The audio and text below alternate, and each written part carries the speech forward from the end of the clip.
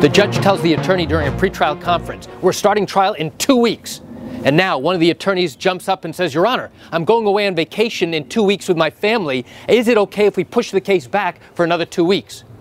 Will the judge go ahead and acknowledge and accept the fact that the attorney is going away, or will he make him cancel his vacation? You want to know the answer? Come join me as I share with you some great information. Hi, I'm Jerry Oginski. I'm a New York medical malpractice and personal injury attorney practicing law here in the state of New York. You'd think this doesn't happen, right? But it does. Attorneys occasionally will go on vacation, and now this will affect how cases and trials are scheduled. There are some judges who will accommodate the attorney. On the other hand, there are judges who simply will not. And how do you know who's who, and how do you know which one you're going to get? The reality is that you don't.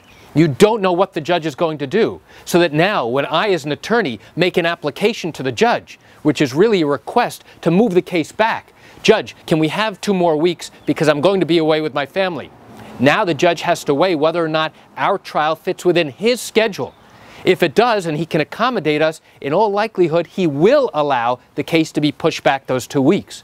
But what if he can't? What if he has other back-to-back trials? And now there's no way he can fit our case in within his time constraints. In that instance, he will turn around and say, I'm sorry, counselor, I can't do it. You've got to do something else. Get somebody else to try your case, or cancel your vacation. I'm really sorry. And the judge will be apologetic. But the reality is, the judge controls how the case proceeds.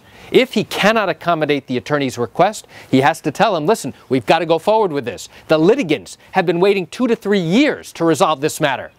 And then the counter-argument to that is, but Judge, another 2 weeks won't make a difference. The judge says, yes, but it does make a difference. It makes a difference to the litigants. They're ready to go. The other party is ready to go. You're the only one who's got the problem. Now, what happens, on the other hand, if an expert is unavailable on a particular date?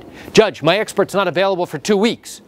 Now, the judge in all likelihood will recognize that fact, because it's not the parties themselves, not the attorneys, but rather a participant, an expert witness, who we need to come in to testify in the case. Many instances, many judges in New York will allow us to shift the case over to a different time period in order to make sure that the expert is available. So why do I share this great information with you? I share it with you just to give you an insight and an understanding into what goes on during the trial process in a case involving accidents, in medical malpractice, and even wrongful death. You know, I realize you're watching this because you likely have questions or concerns about your own particular matter. Well, if your matter did happen here in New York and you're thinking about bringing a lawsuit and you've got legal questions, what I encourage you to do is pick up the phone and call me. I can answer your legal questions.